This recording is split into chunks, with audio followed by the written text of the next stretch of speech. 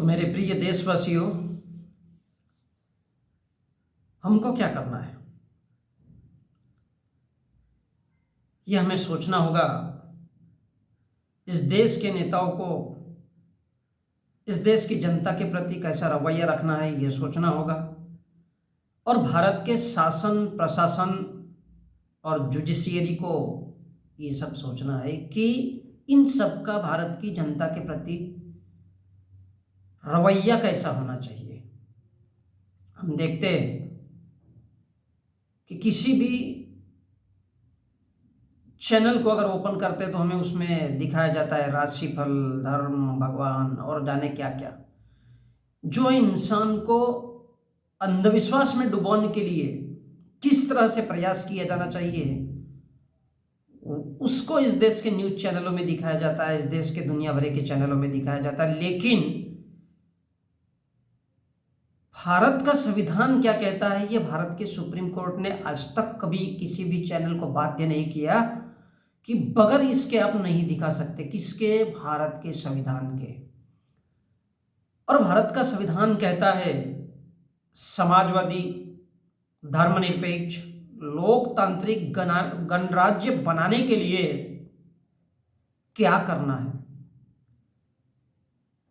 तो इसमें इस देश का शासन प्रशासन, जुडिशरी, इन सभी को सोचना है।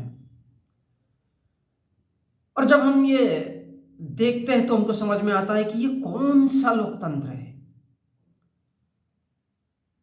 जो सिर्फ, जी ये सोचना होगा आपको कि ये कौन सा लोकतंत्र है जो सिर्फ मंदिर और मस्जिद के लिए लड़ना सिखाता है, लड़ाना सिखाता है, आपस में झगड़ा करवाना सिखाता है और फसाद करवाना सिखाता है। ये सोचना होगा। ये हर भारतीय का, जो भारत में रहता है वो भारतीय है। आपका धर्म चाहे वो हिंदू हो, मुसलमान हो, सिख हो, ईसाई हो, जैन हो, पारसी हो, बौद्ध हो, कोई भी हो, हर किसी का एक ही कर्तव्य है। ये उसकी ड्यूटी है, उसे करना है मजबूरी में। ये उसकी ड्यूटी है, उसे करना है। ये उसका कर्तव्य है, उसका पालन उसे करना ही होगा। तो ये कौन सा लोकतंत्र है जो हिंदू मुस्लिम की लड़ाई लड़ता है, जो भारत की अपनी ही जनता को आपस में बांटकर उनके बीच दिलो दिमाग से, मन से उनके टुकड़े टुकड़े करवा के उनके अंदर में नफरत डाल करके उनको आपस में कुत्तों बिल्लियों की तरह लड़ाना सिखाता है, लड़ाता है और फिर उसका फायदा उठाकर सिर्फ राजनीति करता है। मैं आज की बात नहीं कर रहा हूं, 1950 से लेकर के अभी रनिंग के समय तक की बात कर रहा हूं। ये कौन सा लोकतंत्र है कि जो भारत की जनता को आपस में, उसे हिंदू, ये मुसलमान, ये सिख, ये ईसाई, ये कह कर उनको आपस में कुत्तों बिल्लियों की तरह लड़ाता है ताकि वो एक दूसरे के सिर पर खून के प्यासे रहे और एक दूसरे की या एक दूसरे का खून बहाने के लिए सिर पर तैयार होते रहे। और जो मुट्ठी भर लोग हैं, जो अय्यासबाज लोग हैं, वो सिर्फ अपनी अय्यासी के लिए राजनीति करते रहे। तो ये चंद मुट्ठी भर लोगों के लिए अय्यासी का साधन है, सिर्फ अय्यासी का साधन है। ये कौन सा लोकतंत्र है जो मुट्ठी भर लोगों की भलाई के लिए धर्म के नाम पर, मंदिर मस्जिद के नाम पर नफरत फैलाने का अधिकार देता है? ये कौन सा लोकतंत्र है? अब भारत का लोकतंत्र तो किसी अल्लाह ने आकर के नहीं लिखा है ख्वाबों ख्यालों में, या भारत का लोकतंत्र किसी भारत के 33 करोड़ देवी देवताओं ने सपने में नहीं लिखा है, या किसी ने धरती पर आकर के जन्म दे करके नहीं लिखा है, किसी ने कोई अवतार नहीं लिखा है देने के लिए। तो फिर ये कौन सा लोकतंत्र है जो सिर्फ मुट्ठी भर लोगों को और उनकी अय्याशी के लिए बनाया गया है, और धर्म के नाम पर जो नफरत फैलाई जाती है, जो हिंसा फैलाई जाती है, उसका अधिकार देता है? भाई ये कौन सा लोकतंत्र है जी? ये कौन सा लोकतंत्र है जो भारत को रहने वाले उनके लोगों की बात नहीं करता, उनके हितों की बात नहीं करता, उनके अधिकारों की बात नहीं करता, शिक्षा की बात नहीं करता, गरीबी की बात नहीं करता? इस देश में जो लोगों की आम समस्या है, चाहे किसान हो या बेरोजगारी हो, उनकी बात नहीं करता? ये कौन सा लोकतंत्र है जो भारत के अपने, जिसके लिए लोकतंत्र बनाया गया है, जनता के लिए, उनकी बात ही नहीं करता? ये कौन सा लोकतंत्र है? ये कौन सा लोकतंत्र है जो भारत की जनता को मंदिर मस्जिद के नाम पे, धर्म और भगवान के नाम पे लड़ा करके उनको जानवर बनाता है, उनको हत्या करना सिखाता है, उनको हिंसा करना सिखाता है और उनके हाथों में तलवारें देता है? तो ये जो चंद मुट्ठी भर लोग हैं, ये कौन से लुटेरे हैं? ये कौन से भिखमंगे हैं भाई, जो भारत की जनता को भगवान और धर्म के नाम पे लूट रहे, लुटेरे हैं? ये लुटेरे लूट भी रहे और उनमें अपनी डाकूगिरी उस भारत की जनता को भी दे रहे। मंदिर मस्जिद का झगड़ा लड़ाकर भारत की जनता को हिंसा का, भारत की जनता में हिंसा का, कत्लेआम का माहौल बनाते हैं। मंदिर मस्जिद के नाम पर देश की जनता को खूंखार, आतंकी और उनके बीच खून खराबा, नफरत दे करके अपने ही देश की जनता का नरसंहार कर रहे हैं, नरसंहार कर रहे हैं। अब ये नरसंहार किस लिए? कभी बारीकी से सोचिएगा। 1990 का राम मंदिर बाबरी मस्जिद, 2002 का गुजरात, और भी है जिनकी झड़प इस देश में चलते रहती है। तो यह कौन सा लोकतंत्र है?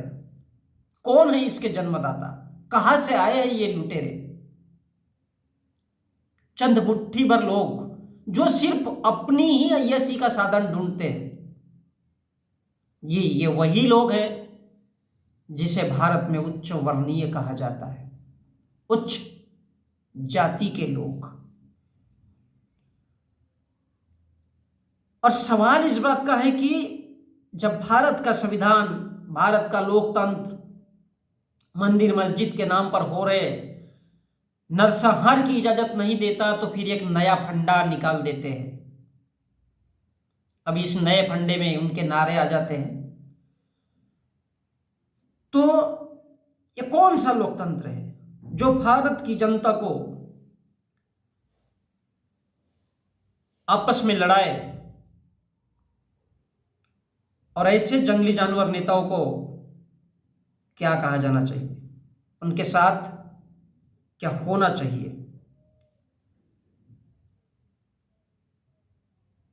क्या भारत की जनता, क्या भारत की जनता को उन पर विश्वास करके जंगली जानवर बन जाना चाहिए? और ऐसे ही जंगली जानवर जैसे नेताओं को कहाँ होना चाहिए, ये इस देश के हर इंसान को सोचना चाहिए।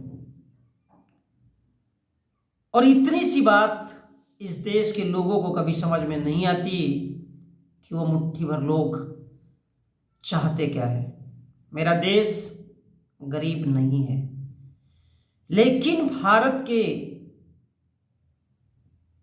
चंद मुट्ठी भर लोग और भारत के नेता जानबूझकर देश को गरीब बनाकर रखते हैं।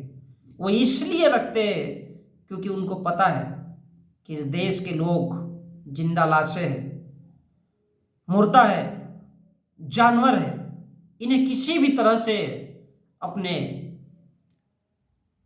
ढोंग, पाखंड, अंधविश्वास, इनके माध्यम से इनको अपने कब्जे में ले लिया जाता है और कभी हिंदू मुस्लिम के नाम पे उनको लड़ाया जाता है। और अधिकतर भारत के जो मुद्दे होते हैं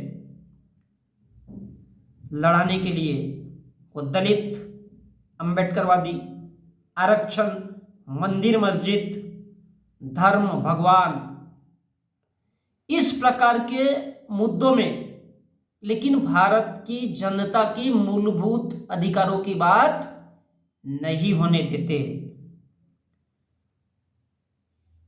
तो मैं संजय और आगे भी अब भारत के संविधान की बात करना चाहूँगा। तो जैसे कि एक बहुत छोटी सी बात बहुत अच्छी कही जाती है, जब भारत में शून्य का आविष्कार हुआ तो कहा जाता है कि शून्य की कोई वैल्यू नहीं होती है, लेकिन यही शून्य अगर किसी के साथ जुड़ जाए तो उसकी कीमत 10 गुना बढ़ जाती है। और जैसा कि हम देखते हैं कि एक शांत इंसान कैसे आगे आ सकता है? जी नहीं।